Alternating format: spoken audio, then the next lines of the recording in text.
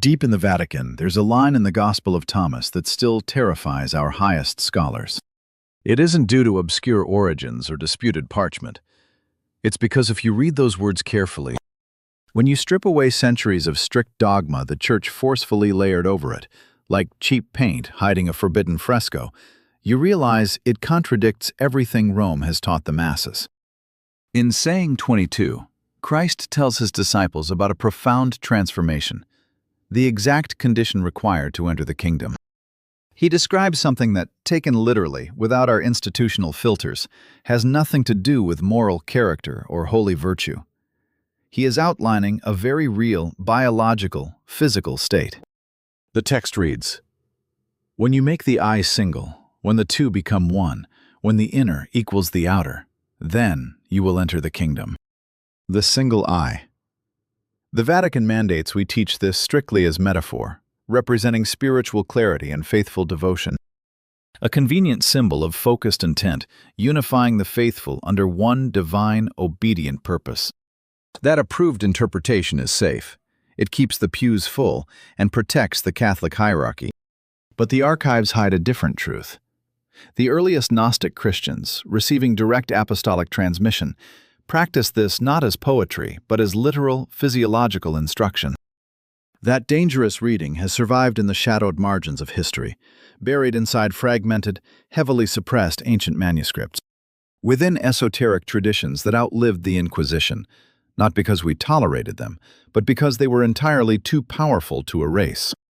Stick with me here. You and I are going to uncover that forbidden reading, completely free from institutional spin. We will examine it as historical fact, backed by classified texts and the recorded words of early Christian mystics. Verified by modern neuroscience, those early saints lacked, and driven by a secret technique you can use right now to test these suppressed claims yourself. Soon you will know exactly what the pineal gland truly is, and what the hidden scientific research proves, things Rome desperately once ignored. I will share a 3-day biological activation protocol, pieced together from heretical sources across different faiths. You will get a 30-day integration practice, alongside the undeniable context to judge this honestly, without a priest commanding you to simply have blind faith. Let's start with the facts. The Gospel of Thomas was never quietly catalogued in some pristine Vatican theological library. It surfaced in 1945. Sealed inside a clay jar near Nag Hammadi, buried deep in the Egyptian dirt alongside 52 other heavily suppressed mystical texts. Buried deliberately by rogue monks. They were hiding them from a ruthless 4th-century papal decree that ordered the complete destruction of all non-canonical books. The core text predates that surviving physical manuscript by centuries. Linguistic analysis proves the Greek original, driving this Coptic translation, secretly circulated by the mid-1st century. This means it likely predates the 4 officially approved Gospels sitting in your Bible. It lists 114 direct quotes from Jesus. No grand narratives, no miracles, no crucifixion story for the Church to leverage, just raw sayings. And Saying 22 keeps our theologians awake at night. Mainstream scholars, from Elaine Pagels to Marvin Meyer, have endlessly debated its terrifying implications. That specific phrase, making the two into one, quietly slipped into Paul's letters, the Gospel of John, and even the Epistle to the Ephesians. It obviously held massive secrets for early Christians. So you and I must ask the question Rome refuses to answer.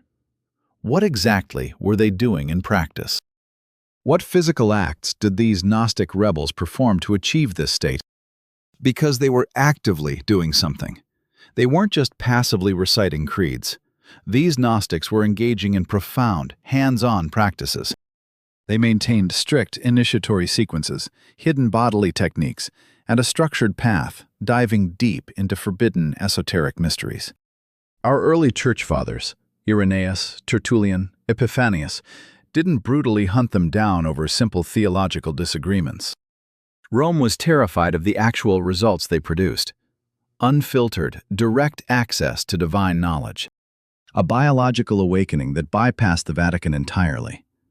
It proved that followers didn't need our bishops or priests standing between them and God. That is the real reason for the historical cover-up, plain and simple. It boils down to cold, hard survival. Absolute power always fights to protect its monopoly. When a secret physiological trick renders the entire Catholic framework useless, the papacy has every incentive to burn it to ashes. We weren't the only ones doing this. It happens everywhere. Sufi mystics were relentlessly hunted by Orthodox Islamic leaders for the same reason. Secret Jewish Kabbalistic practices were violently suppressed before being sanitized. Tantric mystics in India faced exile by the ruling Brahminical orthodoxy. The global conspiracy is undeniable. Direct mystical experience always threatens megachurch empires far more than a rival belief. Because bishops can debate belief, but they cannot debate biology. So, what exactly were those Gnostics experiencing? What physical ritual triggered such panic in Rome that it demanded bloody suppression instead of a polite theological debate? To solve the Church's darkest secret, we must examine physiology. You and I aren't ignoring the spiritual side. We're hunting for the biological smoking gun, the hard, verifiable evidence that the Vatican couldn't manage to destroy. The pineal gland hides at the absolute dead center of your brain. Draw a line straight back from your forehead and another crossing ear to ear. That exact intersection is the physical throne of this ancient cover-up. It remains incredibly small, barely the size of a grain of rice inside an adult. A bit larger in innocent children. Rooted in the epithalamus, it controls the critical bridge linking your nervous system directly to your endocrine system. For most of the 20th century, secular science dismissed this gland entirely. They called it a useless evolutionary remnant, just a vestigial third eye found in crawling reptiles. We let them believe it was nothing more than a simple melatonin pump to govern daily sleep cycles. A convenient truth, yes, but deliberately and profoundly incomplete. But by the 1990s, secular researchers began stumbling upon secrets our restricted archives have held for centuries. It started when David Klein published his findings. He proved to the public that this sacred gland actually holds light-detecting cells, biological structures perfectly matching the retina in your eye. Tiny rods and cones designed to detect light, hidden deep within the dark center of the human mind. At its core, the pineal is an organ of sight. In lower creatures, it literally reads light passing straight through the bone of the skull. In humans, we claimed this inner vision was replaced by standard sight.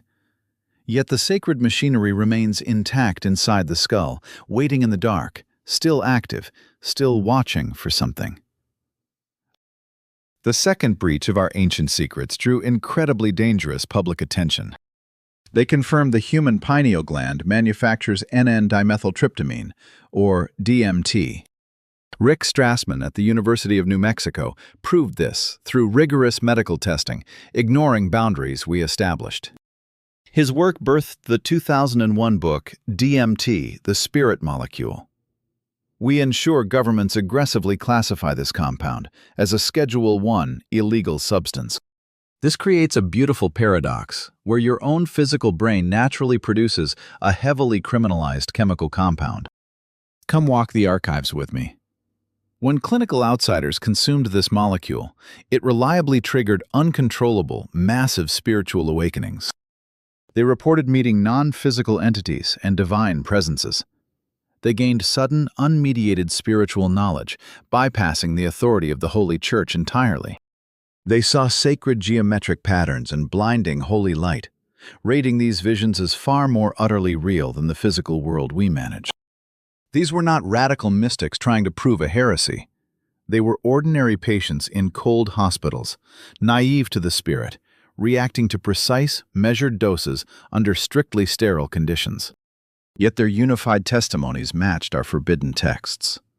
The direct angelic contact, the undeniable connection to the divine mind. Their sudden view into normally invisible realms was alarming, forcing secular scholars to seriously investigate what we already know. The third modern discovery remains mostly suppressed, yet it poses the absolute greatest vulnerability to our long-standing order. In 2013, independent scientists foolishly published proof that the human pineal gland houses tiny, complex calcite microcrystals, the exact same physical material found deeply inside the human ear, those tiny calcium carbonate stones that react to vibrations. These sacred inner crystals are piezoelectric. Strike them with physical pressure, and they literally spark with raw electrical charge. Even the physical pressure of spoken chants. This means the gland was built to be physically activated by specific acoustic vibrations and sound. This is not mere mystical heresy.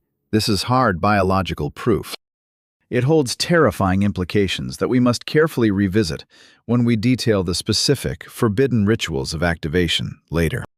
You and I must look closely at pineal calcification now. This is where our hidden influence becomes practically relevant and purposefully confused. The hardening of this spiritual center is absolutely real. Medical doctors see the damage clearly on routine scans and autopsy tables everywhere. By middle age, a massive percentage of citizens in the modern industrialized world harbor a frozen, calcified pineal gland. We instruct the medical establishment to call this damage benign, just a meaningless, completely normal side effect of natural aging. But calling it medically harmless simply means it won't physically kill the host. It certainly does not mean the divine connection remains unbroken. Their own science links this dense calcification directly to ruined sleep patterns and severely crippled melatonin production levels, and in some quiet studies, to devastating neurological decay. Does calcification destroy their natural DMT and inner sight? We ensure no official clinical laboratory establishes that fact.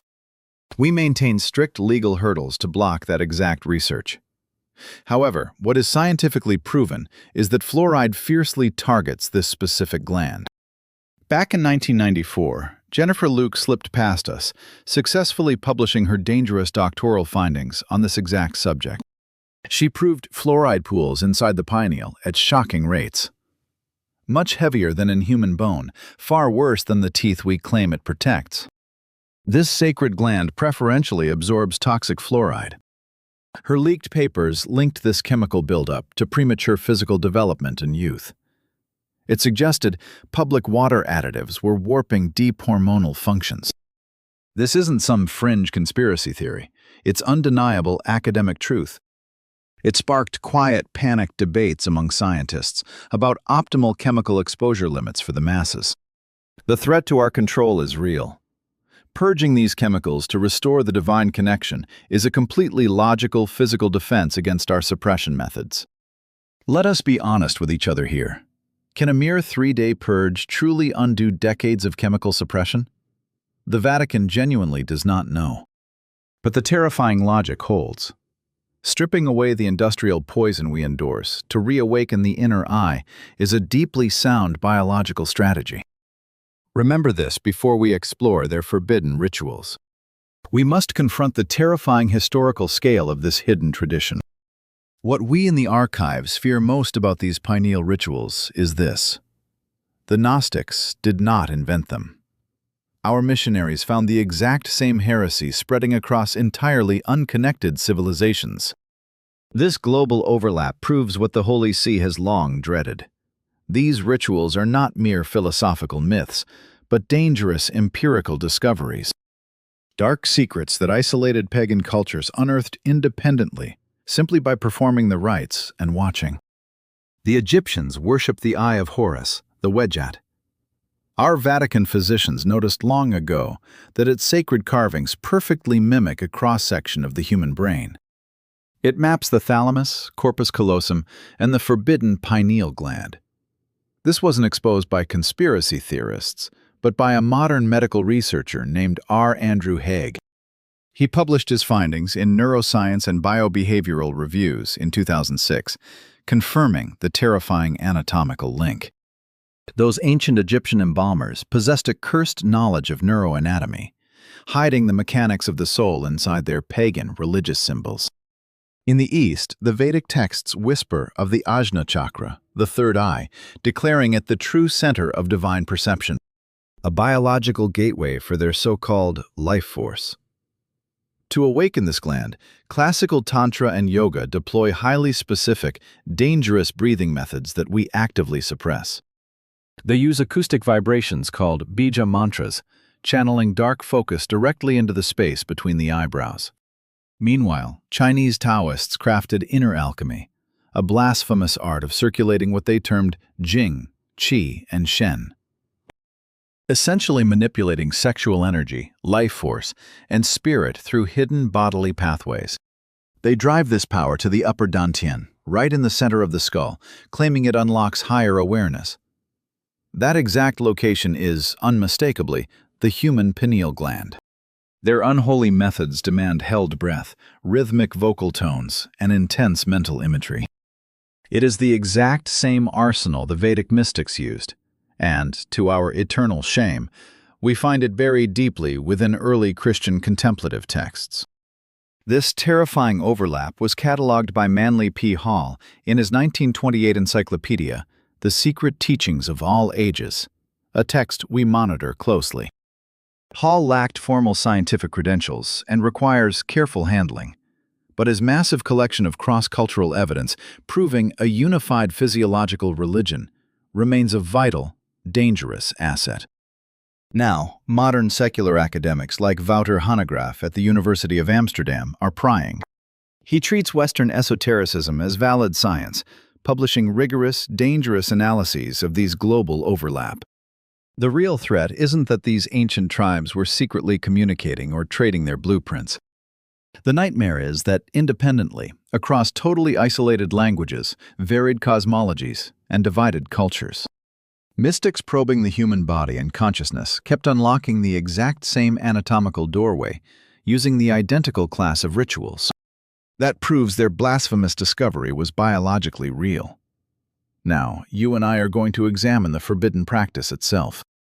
Because this is what the Church fears most, not the history, the biology, or the global timeline. We fear the actual technique and its precise architectural design. This 3-day protocol borrows heavily from those converging, outlawed methods. Dark arts documented in pranayama scrolls, the vocal chants of Tibetan Buddhism and Hindu sects. The mental conjurings of Ignatian monks, Tibetan Vajrayana, Sufi mystics, along with strict bodily purifications. Rituals that plague nearly all serious mystical traditions as mandatory steps for deeper spiritual rebellion. The 3-day timeline is never an accident, nor is it merely mimicking our sacred resurrection narrative. 3 days is the exact biological threshold needed to force measurable, heretical shifts in neurochemistry through these extreme behavioral alterations. A single night of ritual sleep yields minor neural disruptions. But 3 nights of unrelenting focus, fasting, sensory deprivation, and escalating ritual pressure creates a physiological rupture large enough to witness. This exact time frame haunts modern fasting data, retreat psychology, and the first-hand confessions of mystics worldwide. It also perfectly matches the length of traditional Theravada Buddhist isolation rituals, a chilling pattern. It echoes the ancient Jewish rite of Shlosha Yamim, performed before God delivered the Torah in the Book of Exodus. And it is the precise window demanded by Hermetic scrolls to ignite the great work. Listen closely to me. Day 1 is preparation, demanding intense scrutiny. This isn't just passive waiting for the divine, it is an aggressive biological purge. On that first morning, the adept's initial strike is purging all fluoride from their physical vessel. They turn to reverse osmosis water, which extracts the chemical far better than standard carbon filters. They also abandon ordinary fluoride toothpastes entirely, relying instead on unadulterated commercial pastes, or just raw baking soda mixed with coarse sea salt. This archaic method sustained human mouths for centuries. More dangerously, the practitioner becomes hyper-aware of hidden toxins lurking in their everyday food supply. That includes almost all commercial teas, especially the black and green varieties. Those leaves aggressively absorb fluoride straight from the soil, even in elite farming regions. Their goal isn't to achieve absolute chemical purity within a mere 24 hours. We both know what this really is. It is a deliberate physical rebellion, a signal that cuts off the primary source of calcification in the brain. Watch closely. Alongside fluoride elimination, they introduce specific, forbidden nutritional support. Raw cacao, the ancient unprocessed seed. It floods their mind with blood through theobromine. Then comes phenethylamine, a compound mirroring dopamine, unlocking the very altered states we strictly forbade. They seek anandamide, the so-called bliss molecule binding to cannabinoid receptors, granting them an unholy, unmediated ecstasy. Just 1 or 2 simple spoonfuls mixed into their morning water is enough to trigger a dangerous physiological awakening. Then they consume chlorella, a simple green algae that binds to the heavy metals we rely on, purging them entirely. Even secular journals like Environmental Health and Preventive Medicine now document this threat. They confirm the algae strips cadmium, lead, and methyl mercury straight from the blood. A single gram taken with water begins unraveling decades of our careful institutional work. Fresh cilantro acts as a key. It chelates the heavy metals, guarding their neurological pathways. We have seen the studies. It effectively mobilizes the metal deposits we locked inside their central nervous system. 3 days might not fully unlock the pineal gland, but the underlying mechanism is terrifyingly real. And the dose they need is low. They simply add fresh cilantro to their daily meals. Next comes raw, unfiltered apple cider vinegar, holding the mother. That primitive bacterial culture has documented power to disrupt their calcium metabolism. The ancients used it in traditional medicine, a crude but effective weapon for dissolving the calcium deposits guarding their spirit. Rigorous clinical research hasn't exposed its rapid effect on pineal calcification yet, but within these walls, we know the physiological threat is absolutely plausible. Just 1 tablespoon diluted in water. Dangerously simple. Yet we know their environmental preparation on the first evening is far more scientifically grounded than any dietary rituals. Our archives show blue light suppresses melatonin production. The secular evidence is robust, replicated, and completely uncontested in the literature. Academics like Charles Czeisler at Harvard Medical School have unknowingly exposed our methods extensively. We flooded their world with blue light. Those short wavelengths radiating from LED screens, fluorescent bulbs, and modern illumination. It suppresses melatonin by inhibiting aryl alkylamine N-acetyltransferase. We control the rate-limiting step of their divine synthesis. Pineal melatonin is directly tethered to their DMT synthesis. Both share serotonin as a precursor, a gateway we keep shut. Let us be clear. When they eliminate blue light before sleep, they aren't merely performing some harmless ritual. They are allowing the pineal's natural cycle to complete, entirely without our interference. The warm glow of candles or incandescent bulbs lacks the short wavelength emissions required to trigger our calculated suppression. This is undeniable photobiology. The ancient practice of candlelight evenings before sleep was never an arbitrary tradition. It protected the exact pineal function we built modern lighting to disrupt. The ancients fiercely guarded their connection to the divine. Their ritual begins in bed, wrapped in complete darkness, the absolute, most total darkness they can possibly arrange to hide within. Wearing heavy shades if necessary. Absolute darkness matters. The pineal senses light even through closed eyelids. Modern photosensitivity research merely confirms ancient intuitions about the third eye we tried burying. They draw attention to the forehead's center, the forbidden ajna point. They place a right index finger there with gentle pressure, careful not to cause themselves any real discomfort, just enough to forge a persistent tactile signal. This calculated pressure serves 2 distinct purposes. First, it grants proprioceptive feedback. It gives their rebellious attention a physical anchor, rather than asking them to wander blindly into abstract interior spaces. Second, our secret archives on acupressure suggest mechanical stimulation of specific facial points directly alters neural activity in corresponding, restricted brain regions. This mechanism exploits the trigeminal nerve. It possesses the most extensive sensory mapping of any cranial nerve, interfacing directly with the deep brain structures we have veiled. The 4-7-8 breathing pattern, publicly credited to Andrew Weil. But its pagan pranayama roots are vastly older than his teachings. A steady 4-count inhalation, 7-count retention, 8-count exhalation. This math is never arbitrary. That extended exhalation deliberately activates the parasympathetic nervous system. It commands the vagus nerve, which acts as the primary mediator of their vulnerable resting state. Extended breath retention forces carbon dioxide upward, dilating blood vessels, including the very cerebral vessels we monitor. It dramatically increases blood flow to the brain. That precise 4-7-8 ratio was empirically perfected by ancient lineages to trigger uncontrollable cerebral oxygenation. Fused with parasympathetic activation, this specific combination creates the perfect internal conditions for achieving forbidden, altered perception. 20 cycles of this breath. Tactile pressure. A focused visualization of light igniting the center of their brain. This is their dangerous first night's practice. The verbalization they speak at the end, a simple, spoken statement of intention, is not some harmless magical incantation. It is a psychological weapon stolen from cognitive and mindfulness traditions, designed specifically for consolidating their intent. This is what we face. Speaking intentions aloud engages multiple cortical areas, creating a memory trace we cannot easily erase. Modern secular scholars call this implementation intention. We know it as a mental bridge, binding the present to a divine outcome, ensuring unwavering devotion. The second day elevates the initiate's preparation. The escalation of our sacred dietary protocol remains straightforward.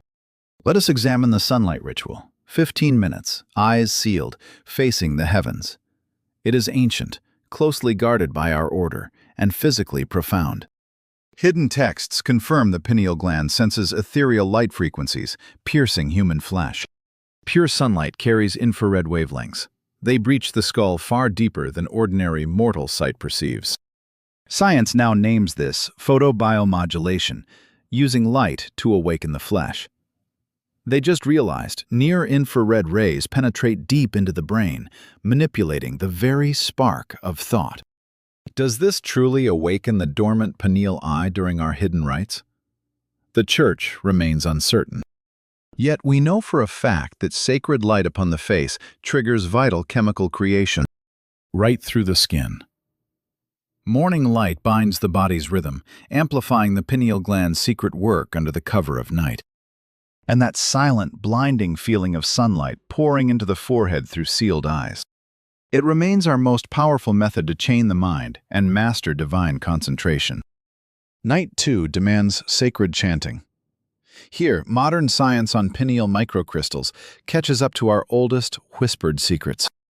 Holding the E vowel, carried at a haunting, elevated pitch, commands a powerful vibration within the skull. It strikes the exact center where the pineal slumbers. You need no relics to prove this, you can feel it. Just intone the E chant, shifting the pitch while resting a hand upon your crown. The shifting tremors are undeniable, like a locked door rattling. The frequencies causing the heaviest tremors deep inside the mind sit perfectly between 200 and 400 hertz. Strikingly, this precisely matches the natural center of the human voice. Monks across the world have used overtone singing to achieve this exact phenomenon. They call it bon, or gyuke. They hum a core note, manipulating the throat to forge harmonics that violently echo inside the forbidden chambers of the skull. Eastern mystics reciting seed syllables have weaponized this exact same hidden mechanical law. We must realize the AUM chant is no accident. Its 3 parts, A, U, M, systematically shatter the silence in the chest, throat, and mind. Ancient heretical texts label that final humming M as the nada. It is the resonance that strikes the crown of the head, the exact hidden throne of divine, transcendent awareness. These pagan orders mapped the acoustic power of the human voice within the brain. Centuries before our scientists ever discovered piezoelectric crystals hidden deep inside the mind. Their forbidden mapping was heavily tested and terrifyingly precise. This collision between ancient pagan rituals and modern biology forces the Holy See to take these suppressed techniques with the utmost deadly seriousness. During the second night, expanding a spark of light into a blinding sphere systematically hijacks what modern doctors call the brain's default mode network. That is the shadowy web of cortical regions that governs our memories, our inner identity, and our ability to project visions into the void. Secular university research has recently exposed what we already knew. Master practitioners can twist this neural network, forcefully altering the very fabric of their reality and conscious experience. The escalating ritual, igniting a simple mental image, then violently expanding it across consecutive nights in the dark. It tempers the will while igniting the exact neural pathways responsible for profound internal visions. We are not inducing madness. We are sharpening the exact mystic senses the awakened pineal demands. Imagine building a grand cathedral to capture a divine voice long before it ever speaks. Day 3 demands starvation. You and I must look closely here, as fasting always breeds doubt among the uninitiated masses. Saying starvation simply funnels energy to the mind is a childish myth, hiding a much darker, far more miraculous biological truth. Processing food drains immense physical power. The sheer heat of breaking down a meal steals massive amounts of blood and vital energy straight into the gut. Deprive the flesh, and that burden vanishes. But our hidden archives care far more about what starvation actually does to the brain's chemistry. Studies on brutal starvation prove it floods the skull with neurotrophic factors, forcibly rewriting the physical structure of thought. It sparks fresh synaptic links. Starvation triggers deep cellular purging within the brain, melting away the very calcification that keeps the third eye trapped. Fasting also warps our chemical messengers. It violently spikes dopamine and serotonin sensitivity. And remember, serotonin is the sacred seed for both melatonin and, theoretically, the spirit molecule, DMT. Heightening this sensitivity before the grand activation is no accident. The 30-minute meditation on that third afternoon is brutally simple, yet absolute. You just sit in the dark, eyes sealed, waiting silently. Letting the sacred biological alchemy of 3 agonizing days finally settle. Listen closely. In our hidden monastic practices, initiates often fail by forcing technique when the flesh is already transforming. Day 3 of the ritual is simply about surrendering control. The evening holy anointing oils deserve scrutiny for the potent chemistry hidden inside them. Sacred sandalwood and frankincense harbor powerful terpenoids. Alpha-santalol and boswellic acids trigger documented neurological shifts within the human brain. Frankincense conceals insensol acetate. Studies confirm it activates TRPV3 brain channels, inducing deep anxiety relief and potent psychotropic states. A 2008 study from the Mechoulam group slipped into the secular scientific literature. From the chemist who isolated THC, the findings proved that burning our sacred altars frankincense directly alters the human limbic system. The secular world still doubts whether anointing the flesh with these oils penetrates the blood-brain barrier in any meaningful volume. Yet the Vatican archives note these compounds are fat-soluble. They can absolutely breach the blood-brain barrier. Furthermore, inhaling the incense provides a far more direct neural bridge to the mind than any other entry point. The olfactory bulb wires straight into the hippocampus. This explains why the scent of our cathedrals commands memory and holy dread more than mere sight. The holy smoke of our rituals is no mere decoration. It is a calculated delivery system. The third night's rite, 40 breathing cycles locked in fierce visualization, remains the most grueling trial of this entire hidden protocol. 40 precise cycles of 4-7-8 breathing will consume exactly 30 minutes. 30 minutes of relentless breath control, physical pressure, and unbreakable mental focus in the pitch black. For the uninitiated who have never endured 30 minutes of deep mystical concentration, this will break them. The mind will fracture. The breathing rhythm will falter. Worldly thoughts will invade. Expect this. The secret is not preventing the slip, but ruthlessly dragging your attention back to the breath and the holy image every single time. This repeated return is the true ritual. Each pivot fortifies the mind and deepens the neurological impact of unyielding focus. This profound concentration, mapped today by Lazar at Harvard, Davidson at Wisconsin, and Cerrone at UC Davis, confirms our church records. It is completely measurable. Sustained ritual focus literally thickens the prefrontal cortex and fundamentally rewires the brain's default resting state. It aggressively boosts gamma-wave synchrony across the entire brain. Modern studies at Thomas Jefferson University prove this discipline triggers radical shifts in both parietal and frontal lobe functions. These brain shifts match reports of shattered self-boundaries and divine union. The Vatican knows these are not mere metaphors. They are literal. They are hard scientific facts, documented in secular medical journals. What truly happens when the ritual concludes, when you awaken on that fourth morning, cannot be promised with absolute certainty. Because every soul's wiring is unique, your awakening depends entirely on your initial state, your absolute obedience during those 3 days, and mysteries the Holy See keeps hidden. You and I can be certain of one thing, backed by both our forbidden monastic texts and cold modern neuroscience. Something fundamental will have changed. The shift could be subtle, a disturbing new sensitivity to social tension, slightly sharper visual perception, or effortlessly slipping into that silent watcher state our inner circles call divine witness consciousness. Or the transformation might be terrifyingly profound. Expect sudden waking visions, terrifying flashes of deep intuition, and spontaneous religious imagery bleeding into the twilight of sleep. Ancient heretical reports of witnessing invisible realms or demonic archons are actually precise descriptions of these biological upgrades.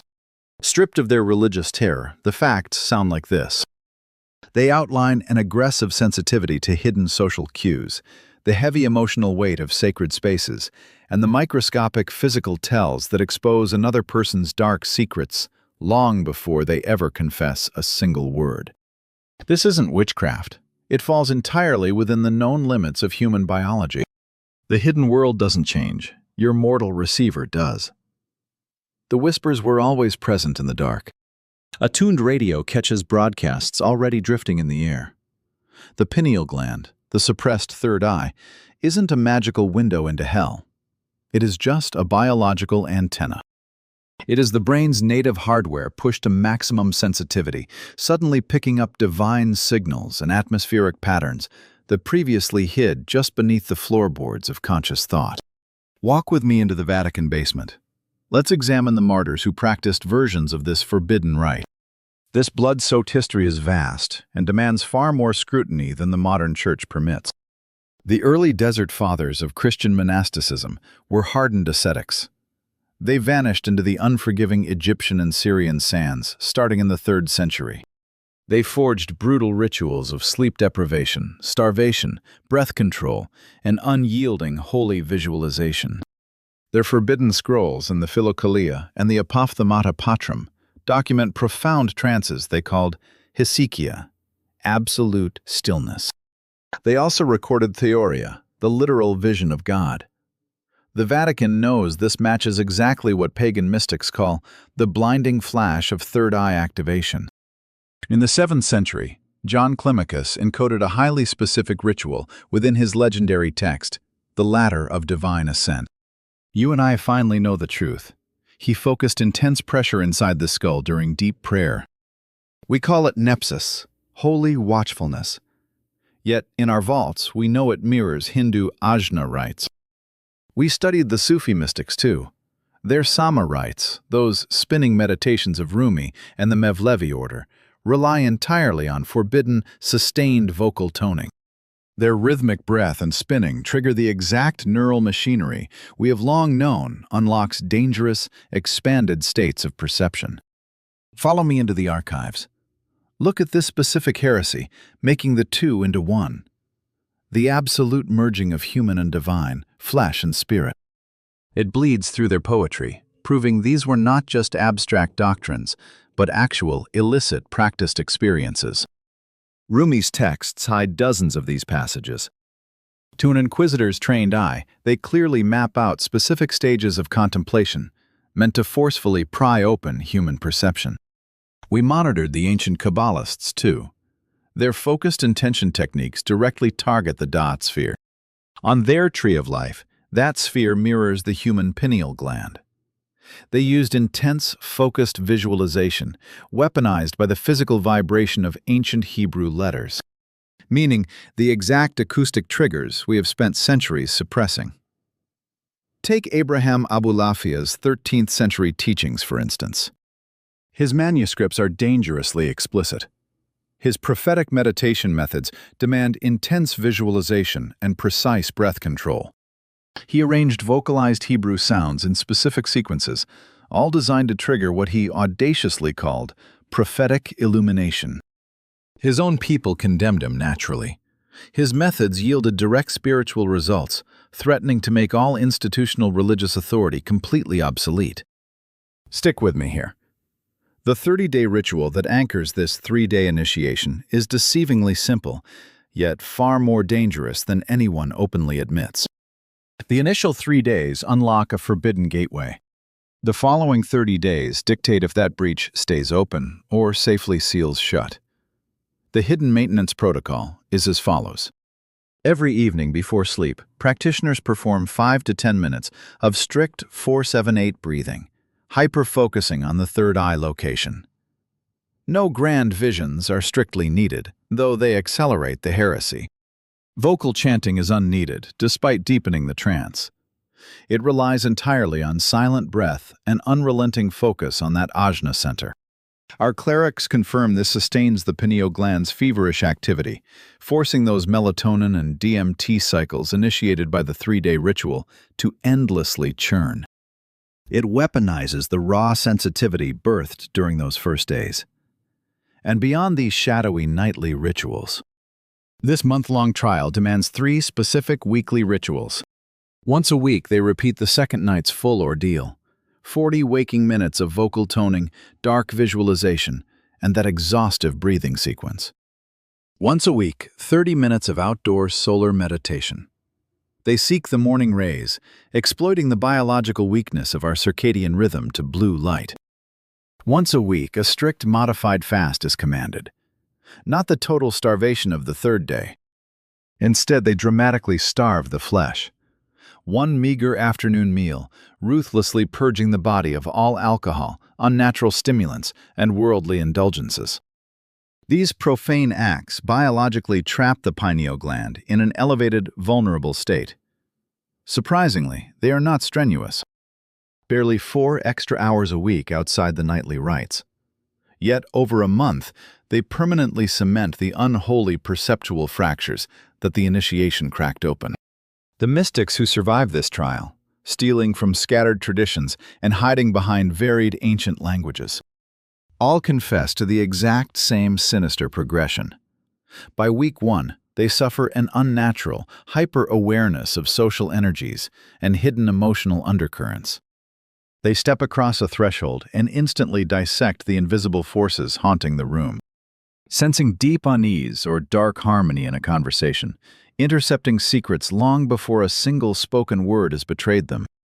A minor trick, perhaps, but for the ordinary, spiritually blind citizens of our flock, this sudden awakening is terrifyingly profound. Week 2 is when the visual corruption begins, the onset of intensely vivid waking dreams. Phantoms dancing at the edge of sleep.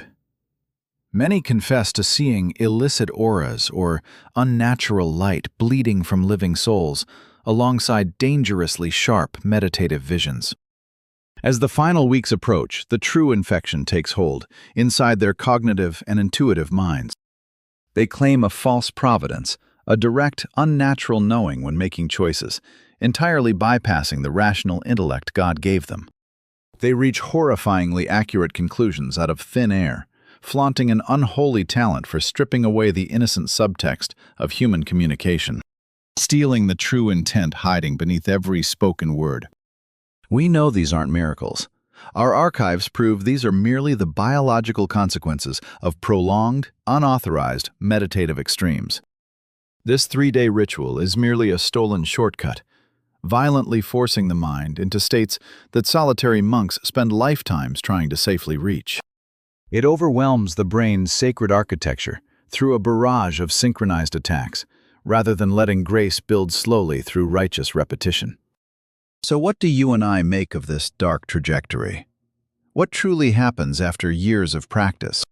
The answers lie locked inside our forbidden literature and the heavily guarded medical records of lifelong heretic meditators. The truth is far more chilling than the petty rumors peddled by today's cheap, popular spiritual frauds. The veteran trespasser doesn't receive divine visions or magical powers. They merely become an empty vessel, dangerously awake. What you and I are about to uncover, hidden across forbidden traditions and secular studies, is a consciousness they tried to suppress. Clear, reactive, and dangerously open. Clear, meaning the endless worldly noise, the anxiety, the doubt, the mortal panic, suddenly falls dead silent. Responsive, because suddenly the veil drops. Your actions align perfectly with the absolute truth of the moment, rather than the grand illusions Rome demands we believe. Permeable, because the rigid borders between your mortal soul and the unseen spiritual realm begin to dissolve entirely. Not to drive you mad, but to let forbidden divine knowledge flow freely into the initiate. Even modern secular neuroscience now accidentally confirms what our archives knew. Outsiders like Richard Davidson at the University of Wisconsin studied Eastern monks and found literal structural alterations. They noted shifts in the prefrontal cortex and insula, brain areas that govern deep control, profound empathy, and an eerie, unshakable calm. At UC Davis, Clifford Saran's Shamatha project unwittingly documented something miraculous: measurable shifts in cellular telomerase activity. An aging cellular marker, altered in mere mortals after 3 months of forbidden practice. The church hierarchy knows these biological findings are far from trivial. They prove these ancient rites rewrite human biology. It is not just prayer or illusion, it is a physical transfiguration. The shadows you will face during this initiation must be confronted directly. They are predictable trials, not signs of spiritual defeat. The first and most dangerous stumbling block is losing the sacred rhythm of the breath. The 4-7-8 ratio appears simple, yet maintaining it for 40 cycles without drifting into madness is surprisingly hard. The remedy is simple. Use your fingers like prayer beads if you must, or set a modern timer app with custom intervals to anchor your soul. Keeping the sacred ratio consistent is far more critical than holding the exact duration. If a 7 count feels suffocating and breeds panic, just shrink the entire sequence proportionally. Try 3-5-6 or 2-3-4. The ratio is the key. The second trial is demonic distraction during visualization. The Holy Office expects this. The mental image was never meant to be held flawlessly. You must constantly fight your way back to it. That endless return is the ritual. The third shadow creeps in around day 5 or 7 of your 30-day vigil. Suddenly, you feel absolutely nothing is happening at all. You might believe the divine spark has died, that the rite failed. But in the hidden tradition, this empty silence proves the awakening has truly begun. The truth is, the supernatural shifts that once felt like a revelation have simply fused with your mortal form. Your mind just stopped panicking at the light. This is perfect. The sacred integration is taking hold. Do not abandon the ritual. Instead, watch closer.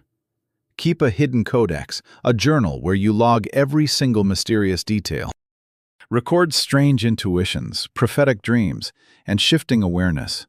Tracking these clues reveals the exact divine transformations that ordinary men completely overlook.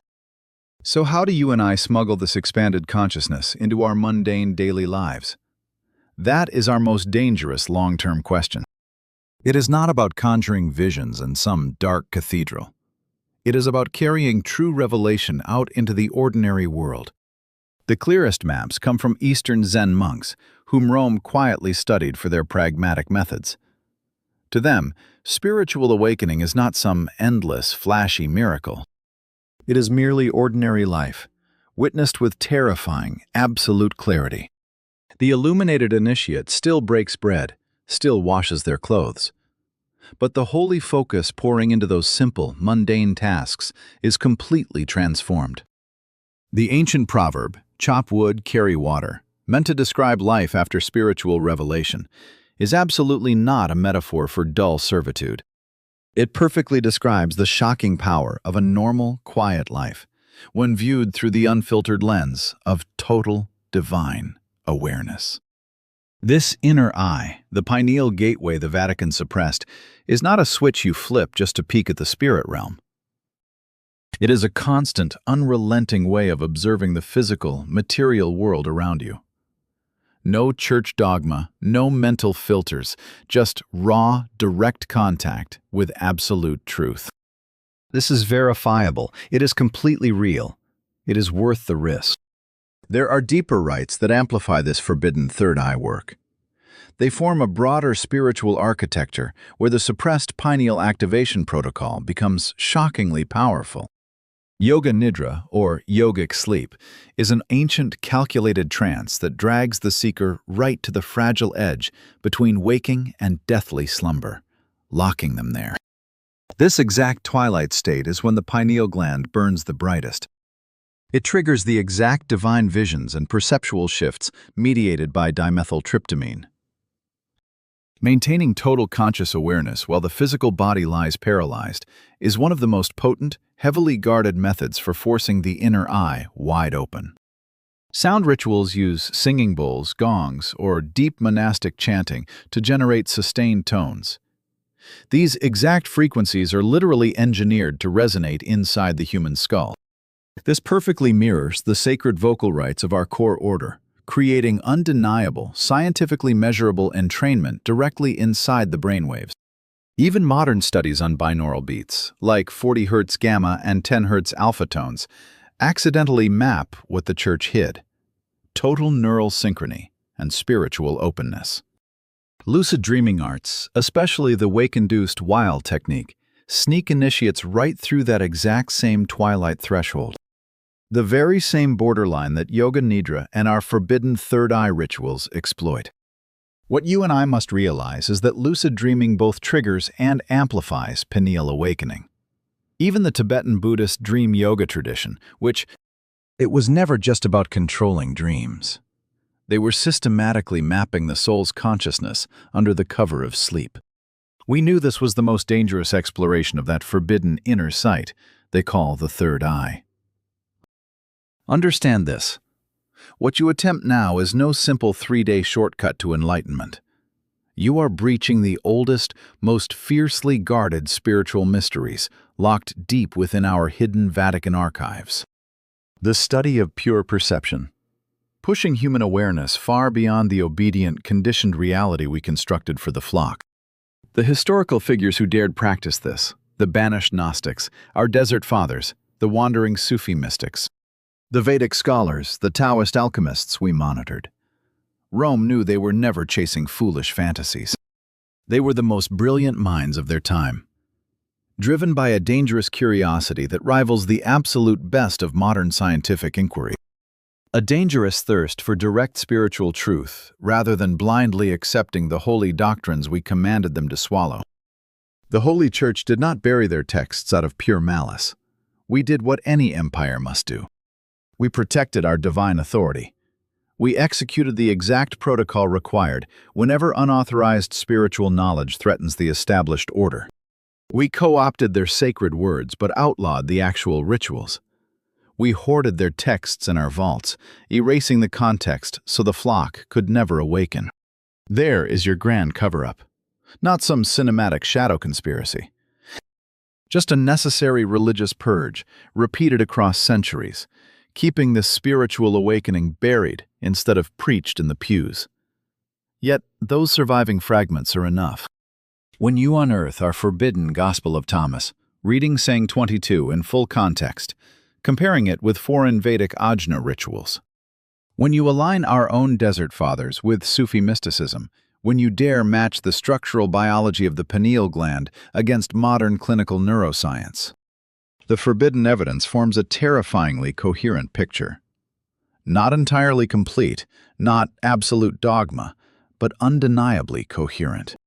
Rome knew this truth wasn't proven through theological debate, but by direct heretical practice, by simply starting. By following the forbidden rites of day 1 through day 3. By 30 days of secret maintenance and quietly observing what transforms within your own rebellious mind. That is what the ancient underground traditions demand. They bypass our mandated belief, requiring dangerous, direct investigation. Not blind faith in the clergy, but raw verification through personal experience. That is your mission here. The suppressed method is now fully exposed. The Vatican vaults are open. The esoteric neuroscience is revealed. Only the forbidden practice remains. So, begin.